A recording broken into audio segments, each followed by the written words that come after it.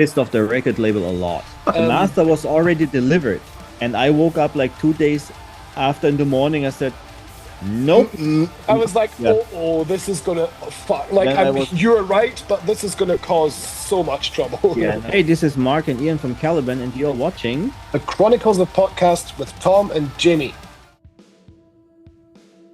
Hello world, Wednesday 13 here. Hey, this is Tom Stain. Hello everybody, I'm Ronnie Ledrew. Yes, my friends, my name's John Mahon. What's going on, everybody? It's Tom. And it's Jamie. Welcome to the Chronicles of Podcast.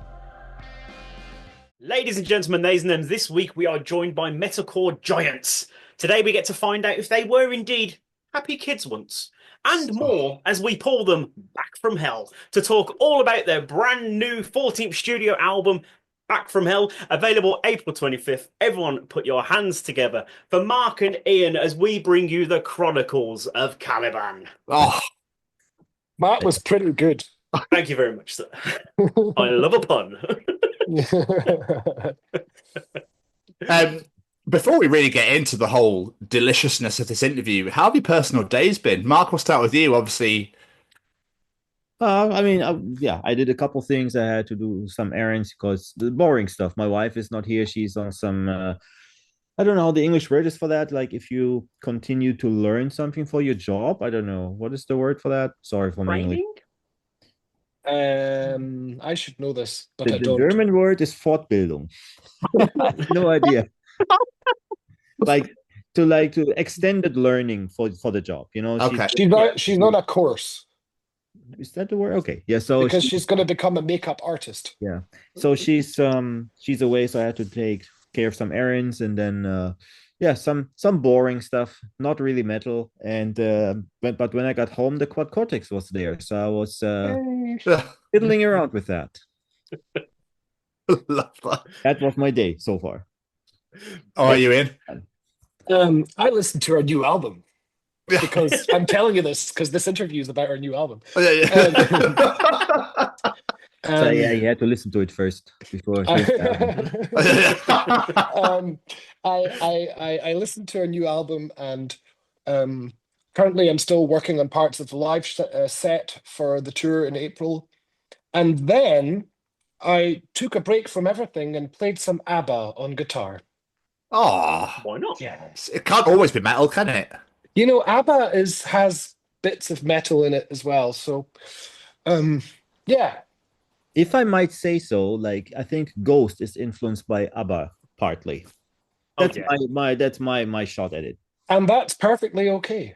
I mean, if you listen to the song "He Is," it's very, very ABBA-ish, I think, from Ghost. If you know the song. I don't know this. I know the band. I've listened to Dance Macabre is the only song I think I know. There's one song which was very pop kinda, and it sounds like if the ABBA producer was having hands on it. I don't mean it as an insult. It's a compliment. I like those. ABBA is the best. Sorry, that's me. ABBA is the best. Really, ABBA is probably one of my all-time favorite bands. Secretly. There's nothing wrong with that, though. Yeah, okay. Okay, well, no, publicly. Here we go. To be fair, I've always said it doesn't matter what genre it is. A good song is a good song. I don't give a fuck who sings it. So yeah, ABBA are great. There's a song by ABBA called Eagle, and it's essentially an 80s ballad. So if Skid Row played it, it would turn into the absolute massive, you know, the song where everyone brings out their cigarette lighters. You know, so I'm jamming this song with a crazy Zakk Wylde profile on the Kemper, pretending to be in the 80s. So yeah, that's a hell of a Tuesday. I know. So what we like to do with these, we like to take things right back to the start, right back to childhood. What did you want to be when you were growing up? Has it always been music for you guys or something completely different? We'll start with you, Marc. Has it always been music for yourself? Not really. I started with music or playing the instrument actually when I was kind of old already. Like in my teenager age, I didn't start playing guitar when I was 9 or something like that. I always enjoy to be in the nature, and I love building things and stuff like that with wood. And I did an internship like at some wood construction and stuff like that. I was really into that kind of stuff until music became more interesting at some point to me. And I started learning guitar when I was like 15 or something, so pretty late.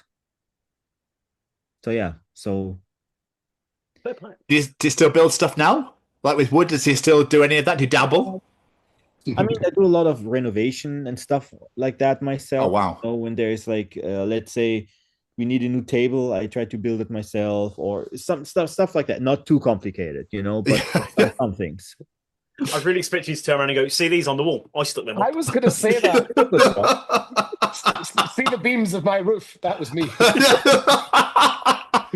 That's awesome, though. And not a lot of people, like, unless you go into like carpentry and stuff, not a lot of people build their own shit anymore. And not in the UK anyway. No. Just lazy. What about you, Ian? What was it for you when you were growing up? Well, I started playing piano when I was like 4. Wow. So I have no experience of anything gaming because my parents just stuck me in a room full of musical instruments. So I played piano when I was really young and then started playing guitar and all sorts of different instruments. So I got into contact with music very early. However, if I had a different career choice, I would have become a pilot because I love airplanes to bits. And I can't tell you why, they just fascinate me. So I'm your Flight Radar 24 Pro guy that tells you what plane's flying in the sky. Holy shit. Again, massive contrast. Where did the love of aviation come from then? Just out of nowhere? Well, I used to enjoy drawing planes. Yeah. And then obviously growing up in Germany with your family in Scotland, we'd fly to Scotland a lot. And actually about a year ago, I got stuck in Heathrow for 3 nights because of a problem with my ESTA, with my American visa. And I had no problems being stuck at Heathrow for 3 days at all, because I just stood outside looking at all these airplanes and thought, this is great. So, yes, airplanes and being a pilot would have probably been the other career choice if things had not happened the way they did. Wow. That's incredible. That's awesome. Yeah. God, I remember trying to draw airplanes as a kid, and it was just a tube with It's some really wings on it. It was awful. I say as a kid, I probably couldn't do it now either if I tried. No, I still couldn't do it, because the angle and the perspective is really tricky. So, yeah. But if there was a plane in the sky, I'd be able to tell you what kind of plane it is. That's nuts. That's quite impressive. And I'd be able to tell you probably the airline from pretty far away, probably the variant based on the amount of emergency exits and things like that. So do you plan on the Caliban tours then? You know, No, because we don't do private jets. No. Anyway, yeah, that's that. That's enough of the airplane talk. Sorry, yeah, of course. Mark, what sort of music were your parents into? Were you surrounded by music when you were at home as a child? I didn't experience much of my father because he was gone when I was 3, but I know that he was listening to Metallica and stuff like that. So he was kind of like into the heavy music, and yeah, my mother not at all. Like the rest of my family, not at all into rock. Really? Oh, it's rock. What? Into rock. Yeah. Okay. I mean, they didn't. When I started like listening to metal, hardcore, and all that kind of stuff, that was all noise to them because, yeah. So my mother never understood my type of music or my goals and stuff like that. So it was not too supportive at home. Oh, that's shit. I'm sorry to hear that. Oh, no, I'll find. And actually, I think that was making me push more for it. You know, as a teenager, you want to be against everyone. Oh yeah. You know what I mean? So. Oh yeah. I show you. I make it even heavier now. My mom doesn't like this music. It's suddenly so much cooler. Yes. And that is how I invented breakdowns.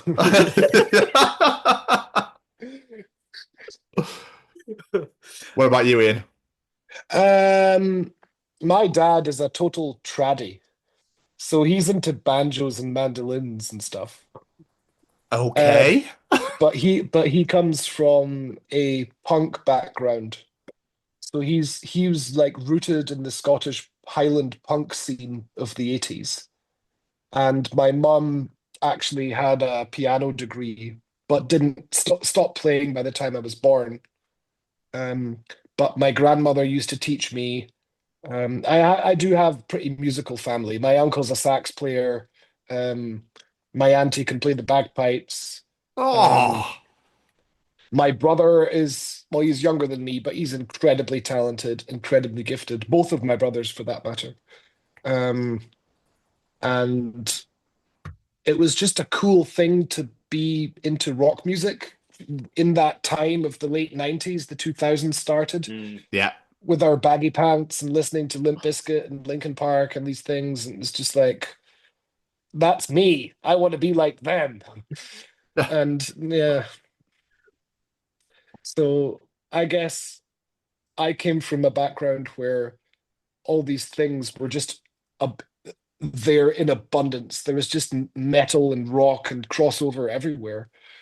And Berlin was just full of, the skater scene. And that's what we would do, listen to these bands and be far too young to be listening to these bands, but listening to these bands.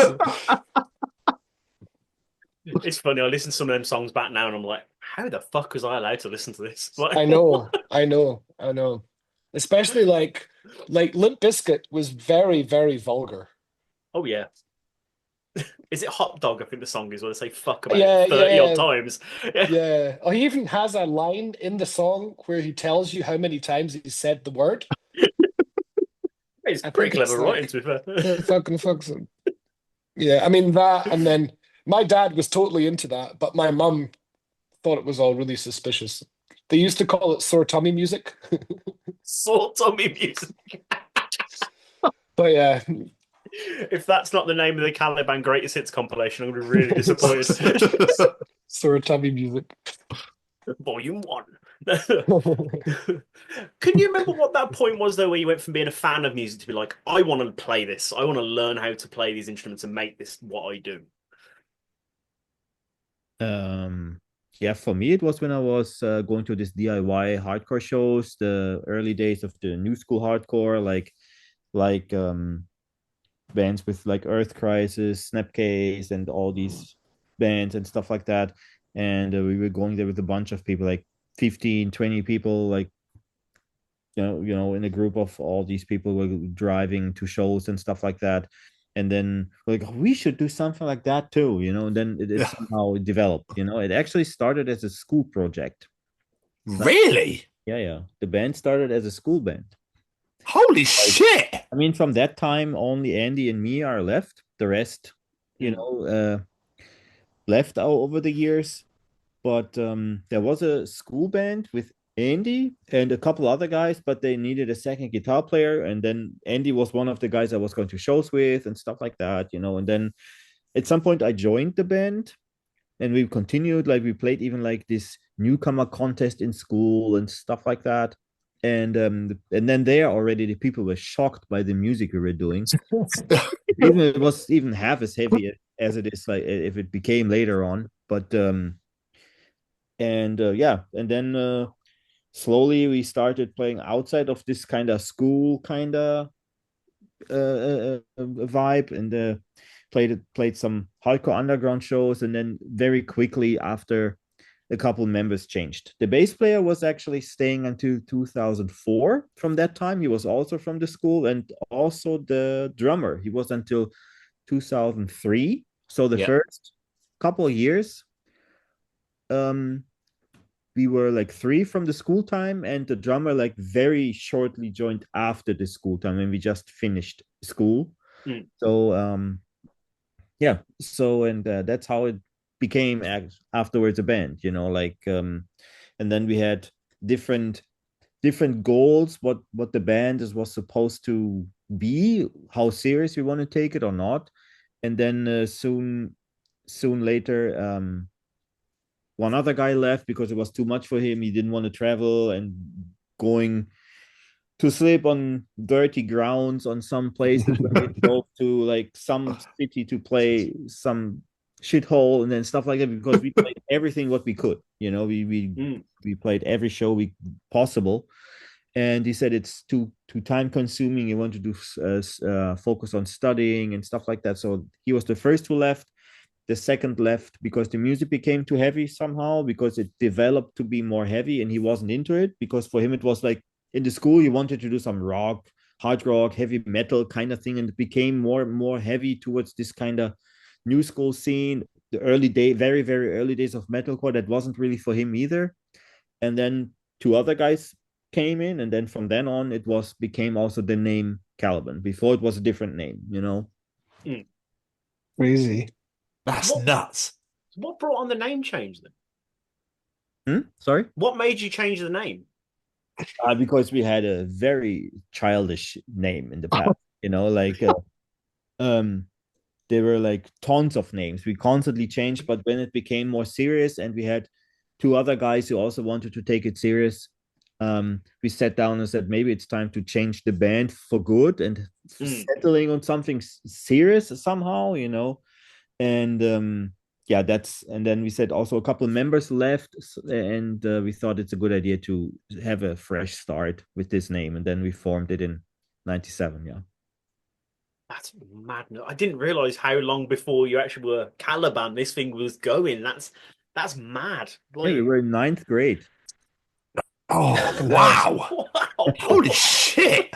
Yeah. That's like 15 or something. Yeah, 16. I started playing guitar with 15, 16, and like 2-3 months after I started learning guitar, I joined the band. You can imagine what type of music we were playing when we were all like playing like a couple of months only the instrument. But that's the very early days. And 3 of these guys, like Andy, me, and the bass player who left in 2004, were there from the very, very beginning. Yeah. That's wow, incredible to think. Like you say, picked up a guitar, went, I'm going to learn how to play this. Why not? 3 months later, you start a band. You're still in that band now. It's gone through changes, but regardless, still in that. That's mental. That's like a Cinderella I had story. projects here and there and played like fill-in guitar players sometimes for some bands on tour and stuff like that. But this band was always, always there. That's beautiful. I really like that. So, Iain, how did you come to joining the band then? Because obviously you joined a couple of years ago, didn't you? So no, well, ish. In 2023, Marc phones me up. Now, one thing you need to know about Marc is he never phones you up without knowing exactly what he's going to ask you. Stop saying that. It's true, and I like it. You're not one of these bullshit phone callers. You phone people up with a decision, a plan. So Marc phones me up and goes like, right, hi, this is the situation. Do you want to join the band? Yes. Okay, bye. So we'd made that decision. And then I think the following weeks after that, we had a lot of long phone calls about visions, and it was like, oh, we're going to make this new album, and I'm like, where's it going to be on a scale from Machine Head to Parkway Drive, just to get an idea of where this is going, So we came up with a bunch of really funny words for everything, and just kind of bonded artistically. And I mean, we've all known each other for what, 11 years or 12 years beforehand, because I used to be in a different band and I was on tour with Caliban. So we knew each other personally anyway. And it was just really weird because I listened to Caliban when I was in like 2005, when I was 16, just, with an electric guitar, and I just joined this band of people that couldn't play either and stuff, and then listening to Caliban and like going like, this band's German, this is cool. And I was a fan, and like it was Caliban and Killswitch were two of these bands that taught me so much about metalcore. and now I'm one of them. You know, and just to reference Rockstar. And it's an incredible privilege to be part of that whole musical movement, you know, because especially the founding years of Caliban, where they emerged into the scene, it was the genre. It was everyone was talking about it, you know, and it was so important in teaching people how to play, because it was an approachable kind of music, because it was based on riffs that you can sing. You know, and if there's a Caliban riff that goes, you know, people can sing the riffs. So yeah, that's how that genre is so important. And now I get to be part of that whole legacy. It's a honor and a privilege. Did you feel like any sort of pressure as Caliban have been around for so long, like having to join a band with that sort of lineage, you know, and all that history? Was there any pressure there at all? There was no pressure, but there was a lot of respect towards what this is, right? So I'm being taken in to a project that has this incredible mileage, and this has gone through so many different phases and essentially knows so much about being a band. I mean, we're talking, I mean, in 97, I was 8. You know, and it's like, it's just incredible. But yeah, a lot of respect, a lot of like careful involvement at first to not go in there and plow through a system that's survived for such a long time, you know. Yeah. It's a delicate thing to do. But obviously you didn't just come in as a bass player, you've also taken over clean vocals as well. Yeah. Was that always the plan, or did that just sort of happen? That was I basically don't know, the plan. ask Mark, he phoned me. That was the plan, basically, because I see still like comments online these days when we release songs why Dennis suddenly stopped singing, and that boggles somehow my mind, because Dennis stopped singing like over 10 years ago already. And it's like, why? You know, why? And because at some point, at the transition from the I'm Nemesis record to the Ghost Empire record, we wanted more energy in the melodic vocals, and we didn't want the gap between the screaming and the singing too far away. So we decided that Andy has to step in a bit. So Dennis stepped back and did maybe some background vocals, but the main melodic vocals came from Andy, and he was more screaming it in a way. If you listen to the song King, for example, that is Andy's first approach to that. Or one of our most popular songs like Paralyzed is also Andy, you know, all this more energy, half screamy thing. And so that's part one of the explanation. And then at some point, Andy said it became too much for him, because our songs, especially the new material, became more challenging for him. Also because it's the patterns of the screams are more challenging for him. They're faster, taking more breath, and it's in general more difficult, because then he said, if I have to continue also with the melodic stuff, because I noticed at the recording, at the writing process and of the first couple of songs, I noticed that he was like somehow crawling in some kind of, he was stepping away a bit, like he wasn't so into it, you know, and I noticed something is wrong, and he felt a bit overwhelmed, I think, and he wasn't really so much, I don't know, is so involved at some point, and I was wondering why that is. And then we were talking, and he said, I'm overwhelmed because I'm a bit scared to pull this off, because I have so much. You guys, we have like a new vocal coach also for the screaming stuff, and it's so challenging for me. And then I also have to supposed to sing that, and I have to do that live too. It was so much for him. And then one of our friends who was also producing with us, mostly the vocal parts, he was like, why don't you get a new singer if Andy's overwhelmed? Take the pressure off him, find someone who can sing really well. Dennis didn't want to do it really anymore. He was he never was really the huge fan of singing. He did it because we made him to. Because he had a voice, he could sing the stuff we wanted, and he was doing it. He was doing it fine, but he was always never the guy who's like, hey, look at me, I'm the singer. He was never this type of person. He wanted to play his guitar, he's a bit more laid back guy. So he said, because then we thought about what we do. Do we go back to Dennis or what do we do? And Dennis was like, not really. Like I can do backing vocals, but not really. I don't want to be in the center of that anymore. And then Matti, the guy who was producing with us, said, why don't you get a bass player who sings as well? You need a new member anyways. You're just writing here as a 4-piece. Of course, you can add a new bass player later on during the process, but why don't you get one who can sing too? And Ian was like, actually, I remember that I think the day or the day after we announced that Marco is leaving, it's like, hello, remember me? Have a spot for bass? Do you know what? There's a few moments like that. There was another moment where there was a Caliban show in Berlin in a venue round the corner from my house. And I was out on my morning cycle in activewear or something ridiculous like that.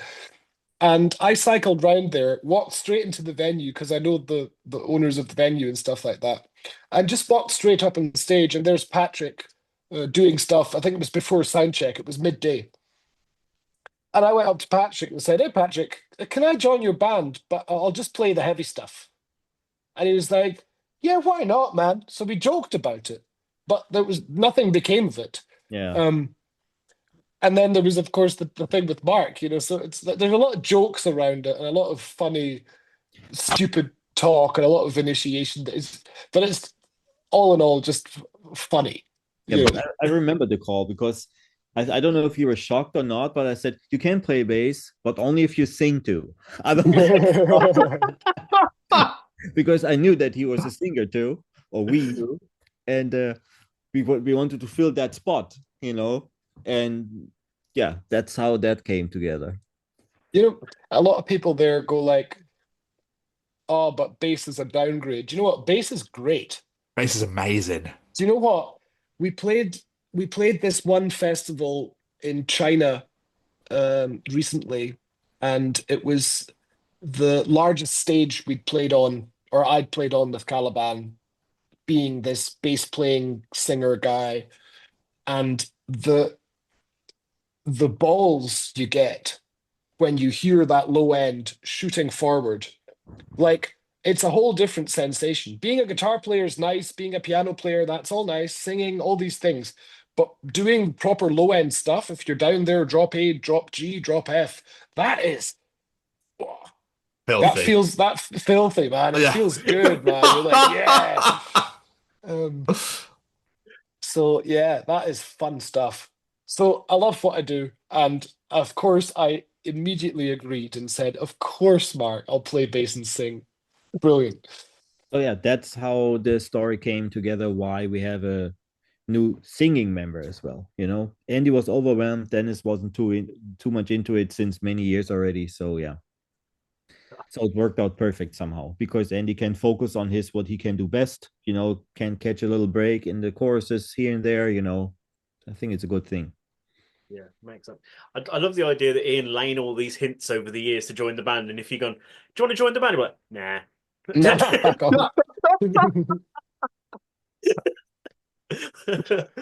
Who could turn that down? Right. Mental. I know. So when it comes to songwriting for you guys, obviously, do you guys write the music first and then put the lyrics on after? Or do you have lyrics written and then make music for the lyrics?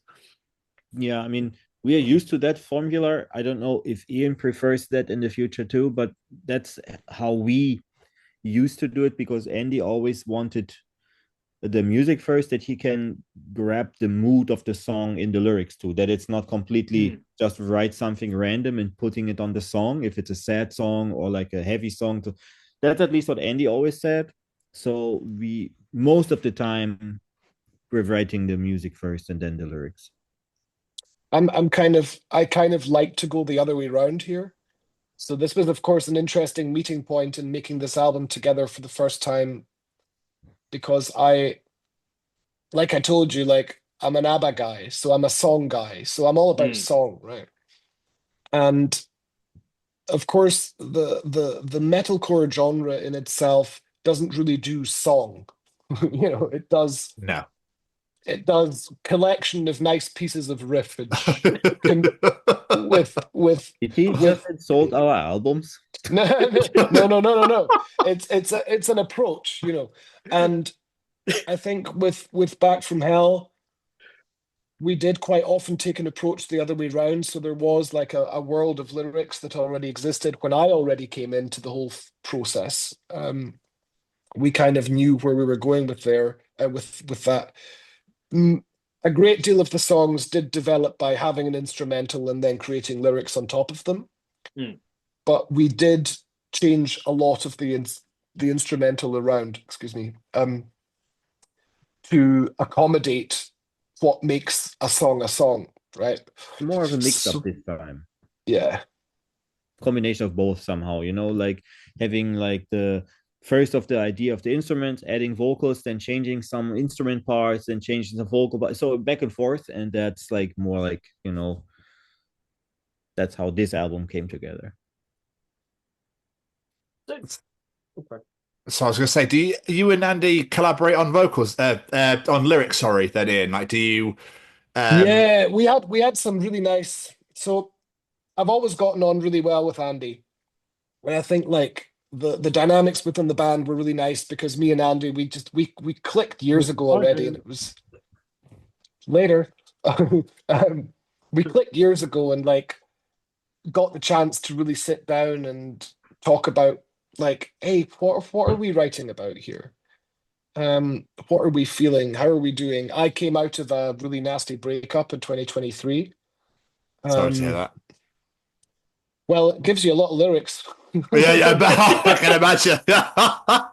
So we kind of, because they're all tad older than me as well and stuff, and I kind of look up to them about a lot of stuff and a lot of lyrics that they'd previously written. So I was speaking to Andy a lot. We'd sit down, have a glass of wine and just chat about life and just chat about like experiences, private life, previous marriages, previous relationships, divorces.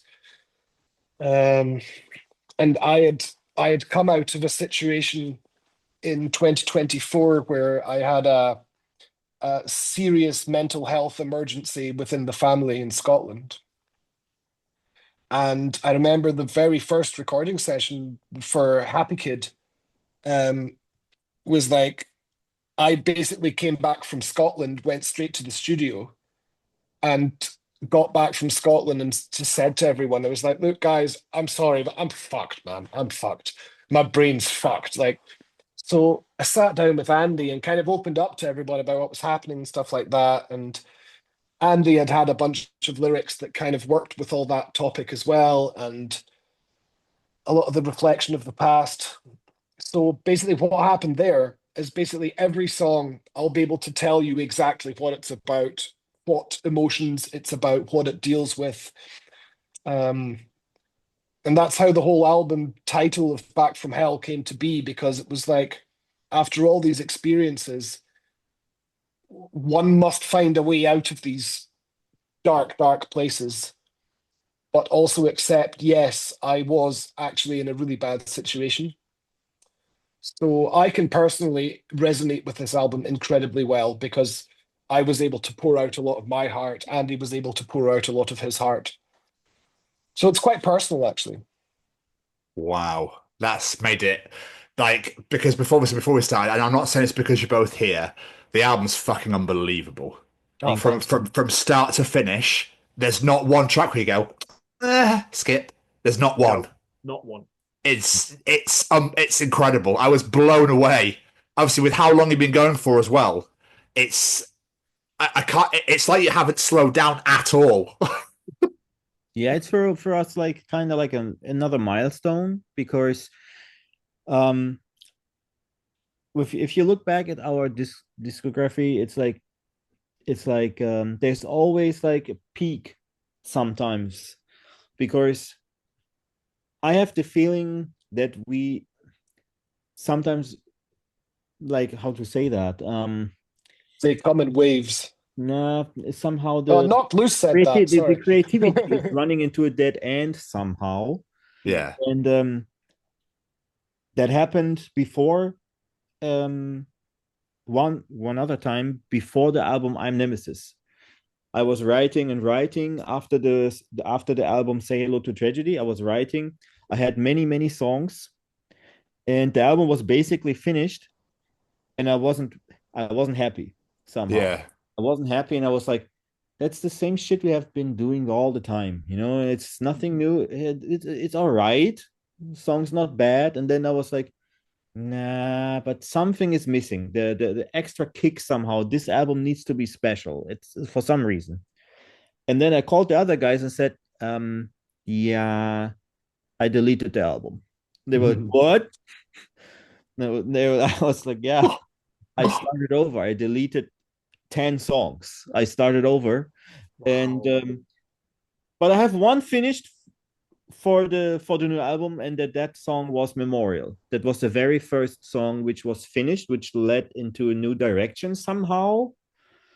And I said, this is what I want to do with this album. All the other stuff, forget about it. It's crap compared to this song. And the second song was Davy Jones. The third song was Boogeyman, and it was all flowing very easy together. And then I had that feeling again after Dystopia, because I'm really not a fan of the album Dystopia anymore. And it very quickly for me faded. It is, to me, a bit of a meaningless album. It was created during Corona. There are many bad memories and things stuck on that album. The way it was done, it wasn't feeling well at some point. Of course, we never put out something we are not proud of. But as a musician, sometimes, of course, you have always songs on albums where you, like, a couple of months later listen to it and say, that song could have been better. Like, it always happens when you have 12 songs on an album. But with it usually takes time, and it's not so many. Like with Dystopia, that came for me very, very quick, and with many songs. I like personally, I like maybe 2 or 3 songs from that album only. That is one of the lowest for me, and then I said, something has to change. Yeah. And I want to be more towards like fresh direction, and that's why also this album took so long for us, the Back from Hell. And I think if you compare Dystopia and Back from Hell, it's a completely different thing to me. Oh, man. Yeah. Back from Hell does not have a single song that has been half-arsed. No. Like, you can tell. You can tell. Back from Hell, every single song got the attention it deserved. Every single song got, like, there's one song on the album called Infection. Yes. And Infection's that new metal-y, bit of a new metal-y vibe with the drum and bass beat and stuff like that. And the whole breakdown section at the end is quite new in the whole process of writing that song. And we were thinking about keeping it without it, but then we were like, nah, we really need to do this now. And even if it's going to delay the whole process, to make this song within itself perfect, it needs to have something at the end to take the song somewhere completely different. Yeah. So with that kind of attention, we went into every song. Like, Solace and Suffer was meant to be that big thing. It was supposed to be a good song with a massive chorus and a breakdown section at the end that just makes you feel like it just rolls and rolls and rolls and rolls. And then the song Insomnia is like, literally, we wrote that song after I hadn't slept properly for like 3 months. Like, I knew exactly what I was talking about. The Ruth world coming together, the whole production coming together, crafting it into an actual song where, like, the song has like a C part at the end. And I remember being in the studio and singing my bits. It's dragging me under. And I could see Andy through the glass of the studio screaming the answers back at me before they were even recorded. because he was feeling what was happening there. There was a kind of magic in there, and that whole part where it's going to strike me under, and he was screaming these bits back, and just the magic in his eyes was just like we're onto something. Yeah, the whole recording process of the vocals was really like somehow back to the roots a little bit. I mean, first off, that track he just mentioned is one of the ones we probably changed the most, because we wanted to be, everyone wanted to be happy with it, you know, and it was quite a process and probably be very stressful for many reasons. And yeah, like when the very first song which was finished, I think was I Was a Happy Kid Once. That was the very first. That's also one of the reasons why it was the first single. Okay. And I mean, we had a couple more in the pipeline already, but we felt that one is a good first single, you know, and that was the first which was ready, completely finished.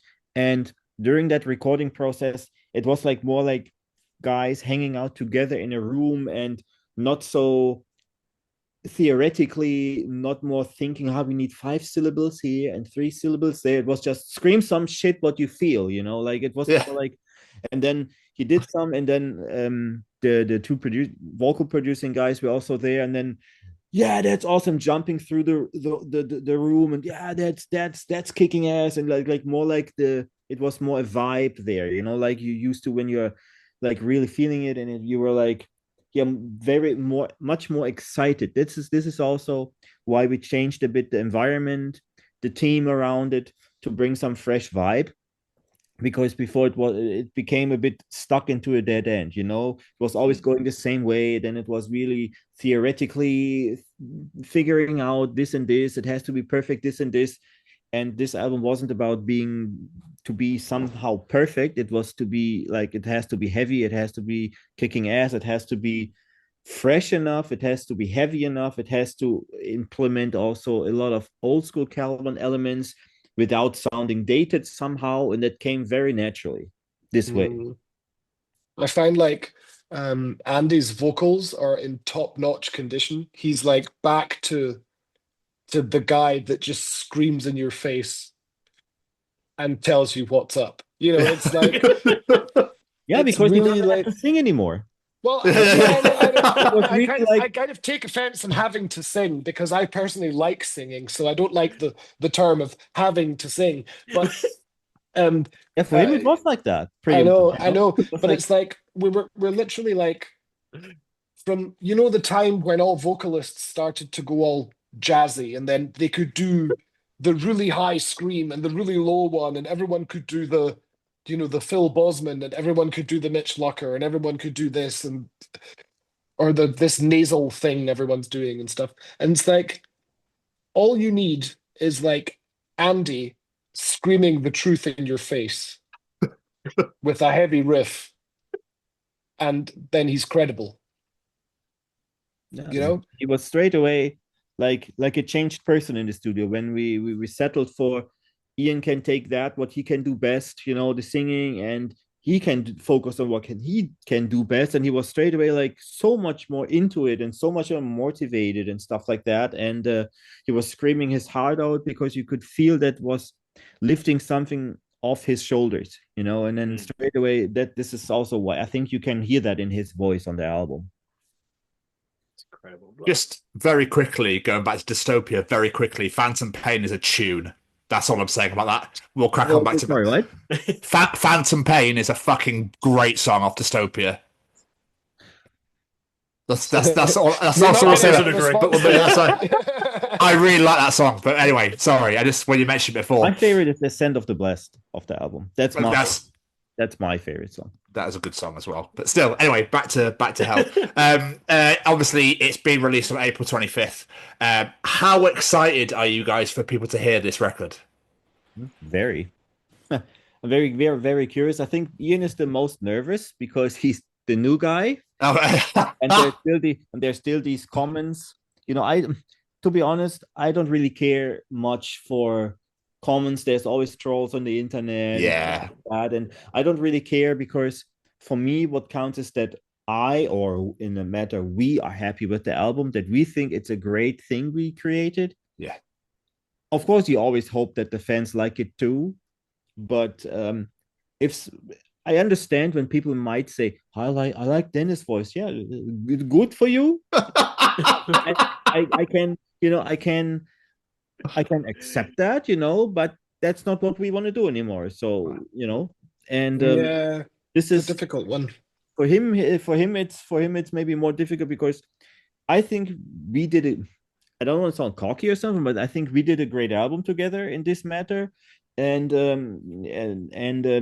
in all kind of sections, like musically, singing wise, screaming wise, and all that, and so there's nothing to hide. Yeah. Every band evolves and maybe sometimes changes singers, and of course there's some people like it less, some people like it more. You can't please everyone, but you have to be happy with what you created. That's my approach. So if someone says online, 100%. oh yeah, I don't like that, I say, I'm sorry, I do, but I can play that. Listen Suck to the old it stuff up. then. Dennis is just like, who didn't like Dennis' voice? Me. So go away. Leave me alone. The trouble is, man, like I do get the hate because people are like, why isn't Dennis singing anymore? And it's like, what am I supposed to say about that? It's a new time. I'm happy I got the job. Yeah, it's a new time now. Like Marc said, like bands evolve, bands go, they evolve and go in different directions, and new things happen. Ian, this again, not just because you're here, it's fucking amazing. Yeah, it's gonna blow people's face. It's gonna blow heads. It's gonna melt faces. It's gonna be unbelievable. And fuck all those people that talk shit on the internet because they think they're fucking keyboard warriors. There are all the keyboard warriors. There are. And we have noticed that with like a lot of the fans of Caliban that Caliban's been able to collect over time, they like sway towards that phase or that phase. There's like a lobby that goes like, Memorial is your best song ever. Then there's guys that just want you to sound like Small Boy Grey Heaven. The very first and then there's people that will say, your new stuff's really good. So you're never going to be able to please everybody anyway. No. Also, but if you know that your album is good and that you've put the maximum possible energy and effort into it, then you should be able to stand there and say, I'm proud of what I did. Yeah. Caliban's still here, man. So, Absolutely. I'll always fly the flag for bands trying new sound, bringing new members in, whatever you need to do to make it. My favourite band in this entire world is Kiss. They change their sound per record, let alone per several records. So, you've got to be happy with what you're putting out there in the world. If people like it, great. But at the end of the day, you've got to be able to express your art, because that's what music is at the end of the day. It's art. So, yeah, if people don't like it, don't listen. Go listen to someone else. That's exactly what I mean. Like, if they don't like it, you just don't listen to it. Like it's that simple. Yeah. Because there are people online who behave like that they own the band. Or everything's written for them or something. I can because it's my band, so I can. Like, you can't start singing, you can't stop singing, you can't play faster, you can't play slower. Yeah, I obviously can, because it's our decision, and if you don't like it, I'm sorry, but it's our decision that we make what we like, and what we have to be. This is always my approach. I have to be happy and proud to perform those songs live. Yes. And I think people feel that if you're untrue to yourself, if you make something just because people want you to, and that you're not really behind it, that's just half-assed crap. Yeah. 100%. Those people who moan about it on the internet are the people that complain you're not playing their city. Yeah. Oh, you're playing Eindhoven, but you're not playing Utrecht. What the fuck's wrong with you? Yeah. Like, if you can't be arsed to take a 15-minute train ride to see one of the bands you've been listening to for 15 years, you got other issues, man. Anyway, we should probably stop bashing the fans. Sorry, everyone. It's not bashing. Like, these people, I mean, I think some people are also not really paying attention sometimes. You put up a poster and it says, tour coming like Berlin, Munich, Cologne. First comment, when are you going to be back in Cologne? Okay. That's all. I don't know if it's a meme that people do that on purpose, but I have no idea. Come it to always Indonesia. happens. It always happens. It's so true. Always. I know. Oh, fucking hell. Obviously, the album's not out till the end of April. You've released 4 songs off the record so far. What's the feedback been for these so far? As far as I can tell, very good. Like, Well, they're still online. Like, They're not taking down the copy that bad.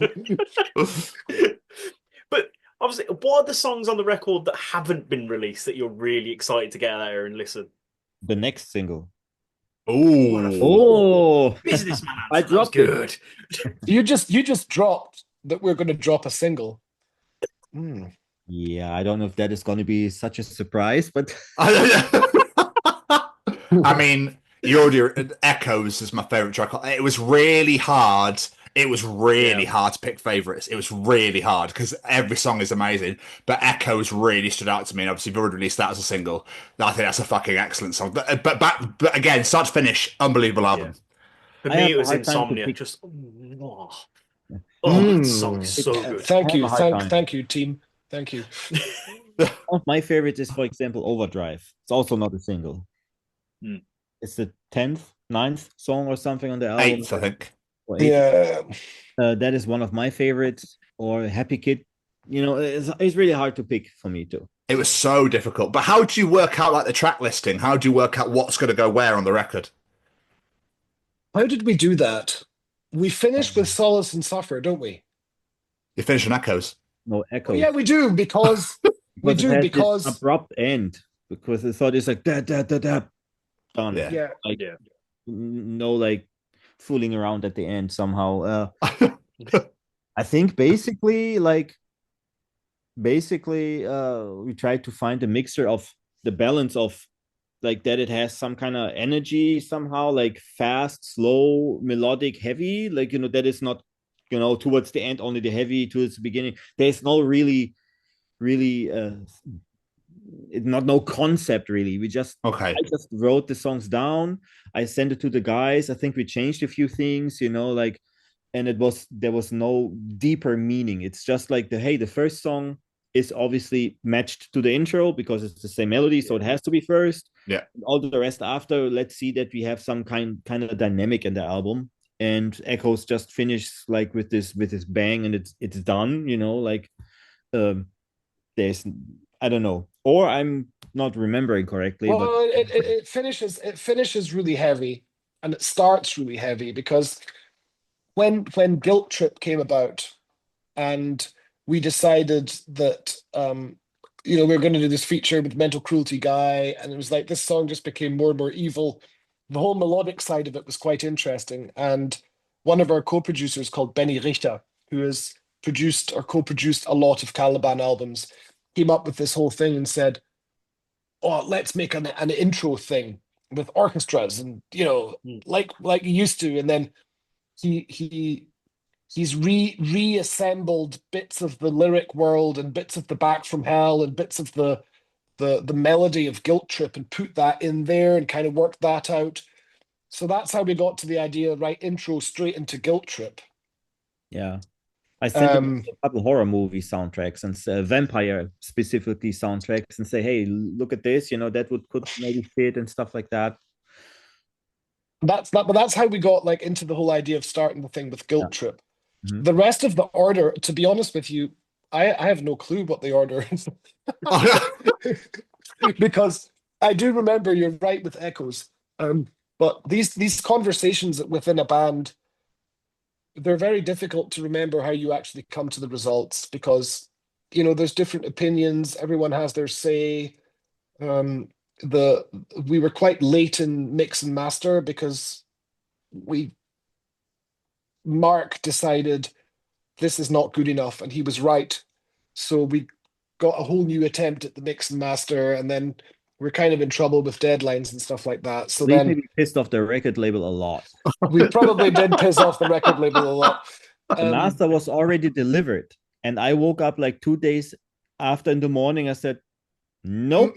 I remember, fuck. And And I was then, like, yeah. oh, this is gonna fuck. Like, Then I was, you're right, but this is gonna cause so much trouble. yeah, and I was writing in our group, and the band group said, guys, listen, we can't leave it like that. We put so much effort in it, and the details are not worked out enough. It's like rushed towards the end. We took so much time, and the end was rushed somehow. It's not finished really. They are missing pieces somehow, and and then I called our mastering guy. Like I was mixing and called my mastering guy, and I was asking him, and he was, oh, what about the deadlines and how do we do that? And then I called Century Media, and then then it was All hell broke like loose. Armageddon, like at first.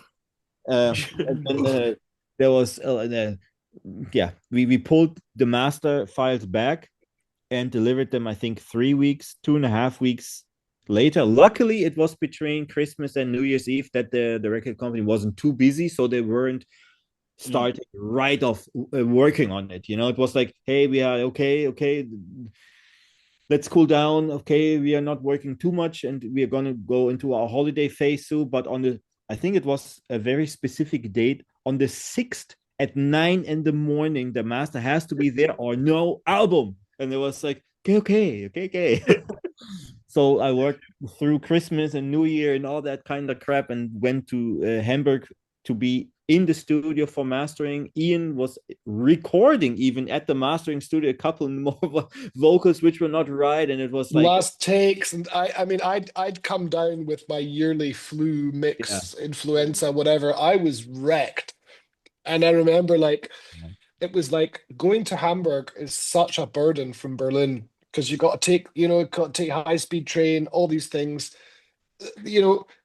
feet full of snow and everything. I was like, oh God, like off we go to Hamburg, in the studio, pumped on medication, and just like, God. And we're there, and then, I think we didn't finish until the 4th of January. Yeah, 4th of January. Yeah, it was very, we were very still late. in the studio getting the balances right, and I was there until, I remember, because I left my hotel in the morning on the 4th, and we thought, oh, it's going to be an easy day at 4 or 5 in the afternoon. I'm going to drive home to Essen. It's like 4-hour drive. And then I was like, at 3 in the morning, I'm still here. Oh, no. And you drove home. Yeah, and then I drove home. There's so many stories already behind this album. I drove home at 3:30 in the morning, and a snowstorm hit, and I could drive in walking speed. Like, I was like, oh man, I'm awake for 22 hours already now. I had to check out early in the hotel, and I'm driving through a snowstorm and can drive like 20 miles per hour, maybe. It's like, what the hell? I came home like, I don't know, at 9 or 10 in the morning, so crazy late.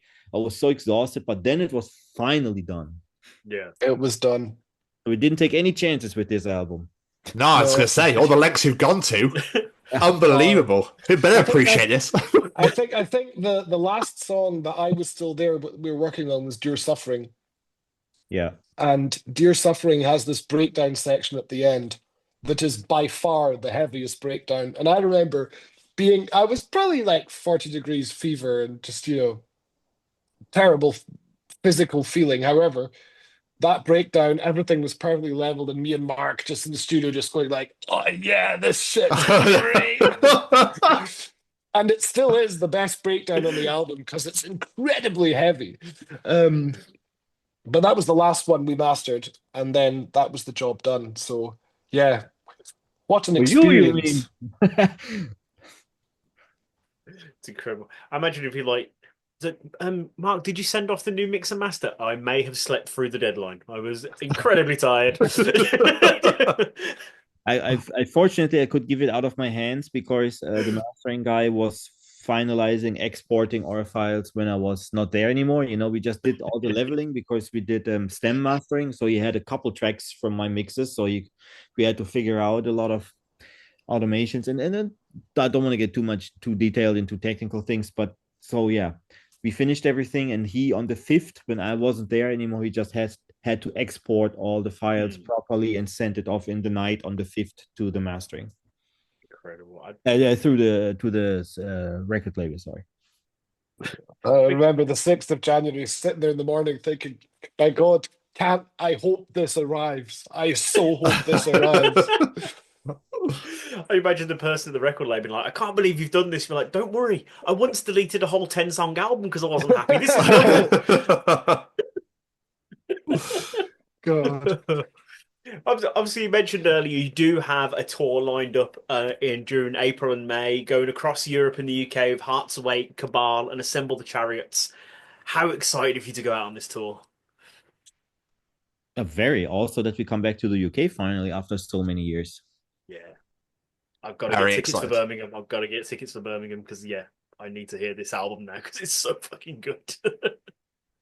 But also for the record, you teamed up with Johnny from the Browning, with Joe from Fit for an Autopsy, and with Lucas from Mental Cruelty. Like, what made you want to bring these people in, get these people involved? Evil, pure evil. That's it. No other reason. Well, each of the vocalists have. Sorry, Mark. I know I'm saying things, but you're usually saying. But I think each of these vocalists bring in a very unique addition to the music. Now, Joe Bad has this thing where he, what's the right word, enunciates very clearly when he sings or screams. So you understand exactly what he's saying, and he's got this thing, can't describe it. But that is one amazing voice. It's very, very powerful and mighty. And so on a song like Dear Suffering, it's like, this is the kind of guy you want to have on that because that's just going to rip. Johnny is, he's got this thing that, I'm not sure if you saw the interview, he does inhale only. Did you know this? No. He's got an interview on the Garza podcast saying, I've always done inhale. No one's ever asked me. No one's ever questioned me. This is what it's like. How does that even work? I don't know. So his vocals merge perfectly into, the speed of how fast that verse part is that he was doing. It blends really well with Andy. And then with Lucas from Mental Cruelty, that's really on Marc. But Marc, do you want to tell them about the whole connection with Nowell and Mental Cruelty? That's how it came to be. Yeah, I mean, Nowell, the guitar player of Mental Cruelty, is one of the co-producers with me, because we didn't choose one particular guy to produce everything with us because we wanted a variety and a lot of dynamics. So we chose a couple different people to work on music with us, and the guitar player of Mental Cruelty is one of them. I was working with him, I think on, not sure, 3 tracks maybe, and the Guilt Trip was one of them. And this is why maybe the song has also this kind of developed that vibe somehow, that he had an influence on it, that it became a bit towards Mental Cruelty. So it was kind of logical in a way to ask Lucas from Mental Cruelty to join in on that song, so it was somehow very easy. I was talking to they were on tour in the States with Carnifex at that time, I think. And I was like, we have to do something on that song. And he also, what about Lucas? Somehow. Jen's like, yeah, that's a good idea. Yeah, and then that's how that came together. Every guest vocalist, they have their own background besides from the musical part, also a different background. With Joe, I'm friends since many years. We used to play very long ago already, like some video game together and online and stuff. So I know him through Matt Heafy from Trivia. Oh wow, yeah. Know each other through him, and he introduced me sometime like many years ago, and and I became like a very big fan of Fit for an Autopsy, because I think Fit for an Autopsy is, to me, if not the best, one of the best deathcore bands at the moment, to me, like music, because they have this kind of vibe with they mix somehow melodic stuff into this deathcore without sounding odd. And that is, I think, a very hard challenge. For it sounds natural and it's really well produced, some written, and very, very clever to me. And yeah, so I thought that's a great addition too, you know. Or you see with on Guilt Trip, Lucas, what do you call them? Goblin vocals? Goblin vocals, yeah. I've always had a thing for like black metal. Obviously, a massive fan of Lorna Shore as well for how they've created this new amalgamation. And I think the story goes that Lucas was in Hamburg you recorded this, or in Cologne? Cologne. And it was recorded downstairs in the lounge of a nightliner. No, it was recorded in a van. In a van. Yeah. and it was like, in order to get these takes, it was the same thing with Fit for an Autopsy, was literally going to the guy at his gig, to the venue, and finding a spot to record these guest vocals. And Lucas guest vocals, they sound so evil. Like, I've listened to the clean, to the raw track, and it's just like his whole, it's just like, Jesus Christ, man. What is wrong with you? Yeah, I was going there with one of the recording engineer and also vocal producer Dave. He was with me. I picked him up in Cologne because Cologne is not far from me, like an hour. And we're like, what do we do? Cologne traffic sucks. He has to be here for their show with Cradle of Filth. They were on tour with them. And it's like, what do we do? Yeah, we just get the same microphone we recorded all the other vocals with. Like, it's just which has like this kind of isolation kind of foam around it. I don't know, the SM7B. I don't know what it's called. This foam which is covering it, so it's very isolated sound. You don't need like a crazy damped room to record that. And I remember that the driver of their van was sleeping in the back while he sit on the table recording those vocals. And the driver just heard him screaming because he had headphones. We all had headphones listening to the song. And Lucas was sitting there. Should I do more Goblin vocals? I think I should, yeah. And was doing this sounds what Iain just did. And the driver was just sleeping there, was like, what is going on here? You know, because he was a hired driver. He wasn't into the band or something, you know. So it was some guy listening to some guy sitting in the front of the van doing this kind of noises with his mouth, you know, like, man, that was funny. Priceless. I don't know what I love more here, the record or the story of the making of the record, because it's both incredible. Yeah, it's same thing, because we had such the timing and stuff here like that, you know. It was the same with Joe, you know. It was like, I know you wanted to record when you're back from tour. That's actually too late. Can we come to the show in Hamburg and do it? Okay. You know, like, and it was somehow like that. And with Johnny from Browning, he fortunately is able to record himself because he has some kind of a home studio. And when we made the call, like, hey, are you into doing the vocals? Sure. Is when I deliver it in an hour is fine. We're like, what? Like, yeah, we wanted to say we need it quick, like in a week, but an hour works, you know. So he did it within like 1 or 2 hours. I got a download link that he recorded that. It was very, very quick. What a guy. Right.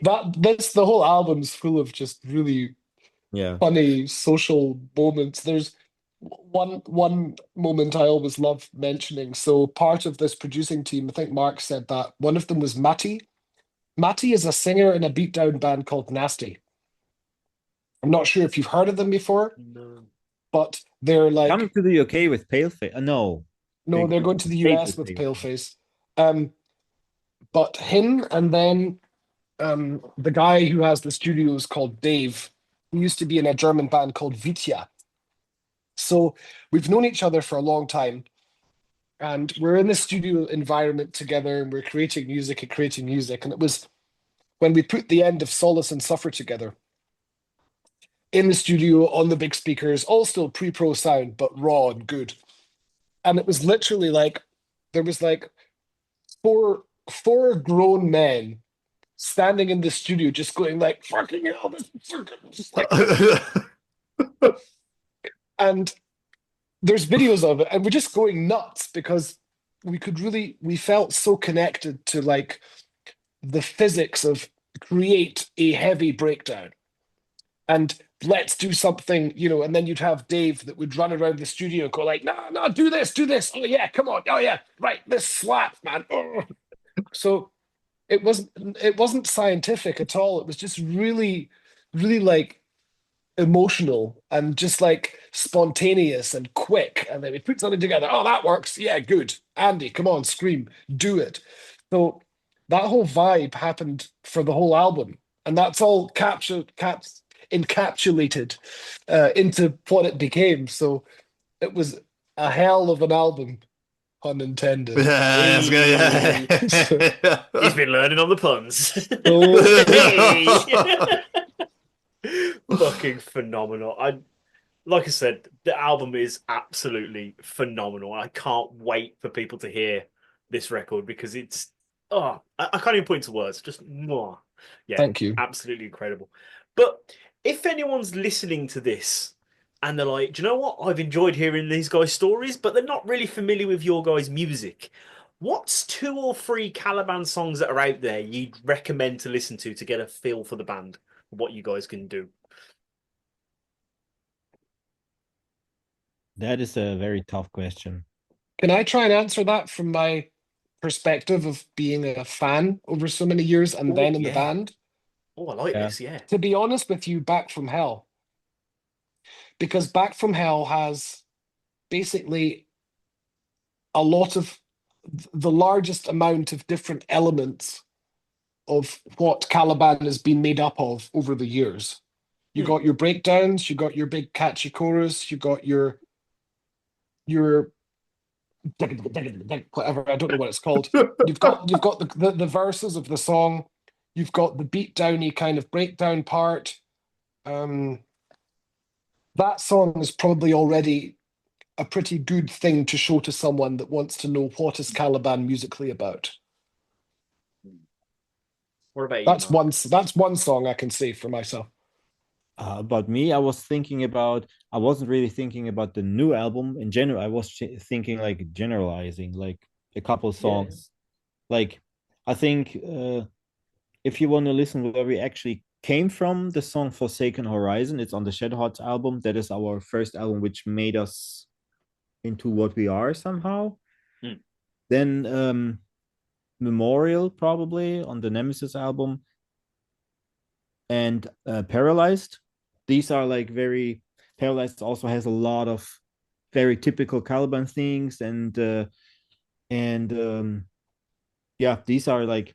I mean, of course, I can pick also one of the newer tracks, but I was like thinking more from the past, like, but Ian is probably also right about that song, or basically also, other songs like from that new album, because I think the new album is like essential Caliban somehow, mixture of everything. But if I have to pick from older stuff, it's probably those 3. I think the song Glass Cage is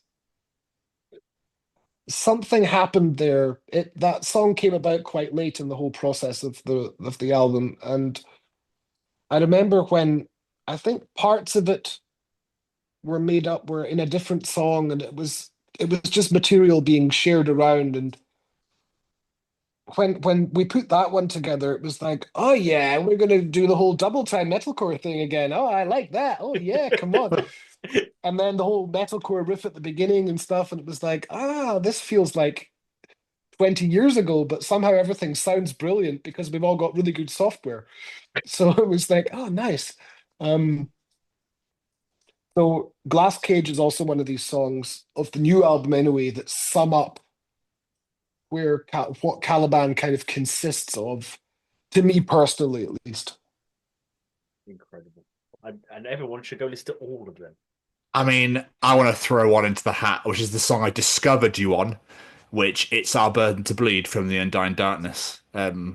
What? Me too. What a song! What a song that is! Unbelievable. Incredible. Miss Stevens, any more questions for our wonderful guests? I do. I have one more, and I'm going to start with Marc, if that's okay. Ian. When this whole journey started, when you friends at school all came together, decided to start, this project, which is now the longevity of it's insane. I think you almost must be pushing 30 years nearly, right? Yeah. Yeah, which is just now so unheard of in this sort of day and age. Like, did you ever think this is where you'd be today? No, not at all. Like, especially when it started, this kind of music genre was also pretty unknown, just DIY, playing very small places. And I never thought that this can happen, especially if you look like what some other bands even playing these days, like if you look at, I don't know, I Prevail selling out like 6,000 capacity venues, like what? That was unthinkable in these days. And so yeah, and also about us, even of course that we don't sell out 6K venues, but still that we make this kind of thing so long, and that we somehow, at least from that's what I hear, that we influence a lot of people music wise, or also the lyrics in a different way, like outside of musicians and stuff, influencing them. This is definitely a very, very cool experience somehow, and makes me very happy that we made something meaningful, at least somehow. Yeah, I never thought about that it would go this long, and yeah, in this way. What about you, Ian? Burden to Bleed, man. He was like, this is the moment where I have a heavy disagreement with Marc, because I always suggest playing Burden to Bleed live, and everyone's like, no.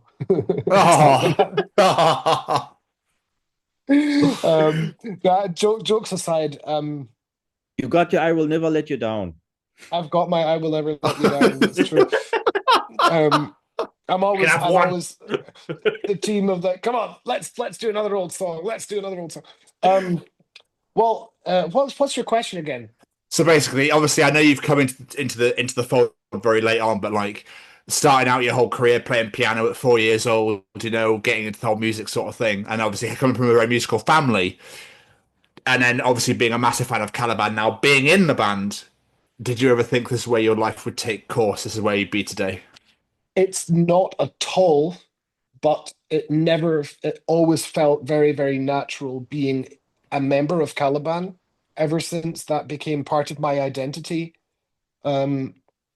it's part of me. It's something I breathe every day. It's something I respect a lot.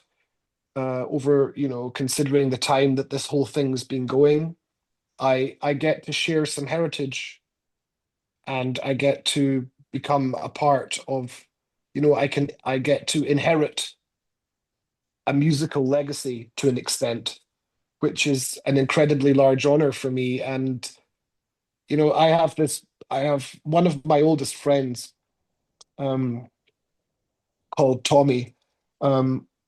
I called him up one day and just told him, do you know what, I'm joining Caliban.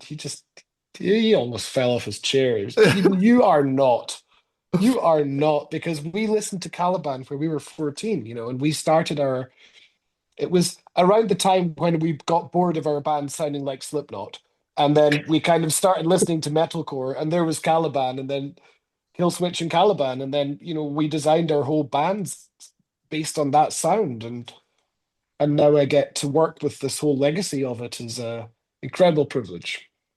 You could say you were growing up with the posters of these guys on your wall, and now you're one of them. Sorry, Marc, do you know the movie Rockstar? I don't want to know about it. No matter what you're going to say now, I don't want to know. Hi, my name's Ivanka. Oh, guys, this has been an absolute honor. It's been so much fun. Thank you so much for taking the time out of your day to join us today. Thank you. Absolutely. Is this going to be put on the air as a Zoom call? Yeah. Well, we've got I'll background. edit it and make it look beautiful. Yeah. We're gonna release it next Friday, which is the 13th of March. Okay. And it comes out at midday. Okay. But we'll tag you in all the relevant social medias and that sort of thing. But talking of social medias, how people find you in the world? Plugs, social medias, websites. Where can people find Caliban in the world? TikTok these days, man. That's all we do. TikTok. Mark's like, you would not catch me dead on that. You can catch Caliban on Caliban-metal.com. You can catch Caliban on Facebook, Instagram, TikTok, and Threads, because that's the new thing. You can catch Caliban, calibanofficial.com, I believe the website is. I think the Caliban official, I think, is our Instagram. Calibanmetal.com is the website. And I think then we have, the other one is the shop address. Yeah, I think, Caliban official or Caliban metal should be the addresses. Like, most people don't check websites anymore, so no. It's the easiest probably on Instagram. Just Caliban official. That's it. Okay. Yeah, Google the band and you will find because I put it in Google, the first thing came was like a monster thing. Oh gosh. And I was like, oh, what that is? I put Caliban band and then it popped up. I was like, weird. Just let me do that. Oh, but my search engine optimization is already weird because I deal with a lot of the graphics on Caliban. So it comes straight away. So my internet is full of pictures of myself. Oh yeah. Incredible. Boys, it's been fucking amazing. Thank you so much for your time. Massively appreciate it. All the best with the new album out in April, and I can't wait to see you in the UK in May. Yeah, thank you. Pop round. Pop round. We'll hook you up with tickets. Oh, boys, come round and say hi. Thank you. Appreciate that, but we'll definitely come and see it. Okay. Yeah. Of course. Yeah, of course. 100% be there. Are you both in Birmingham? No, I'm in London. Jamie's in Birmingham. Well, I'll see you individually. Yes. Take care, lads. See you later. Thank you. Bye-bye. Thank you so much. Bye-bye. Bye.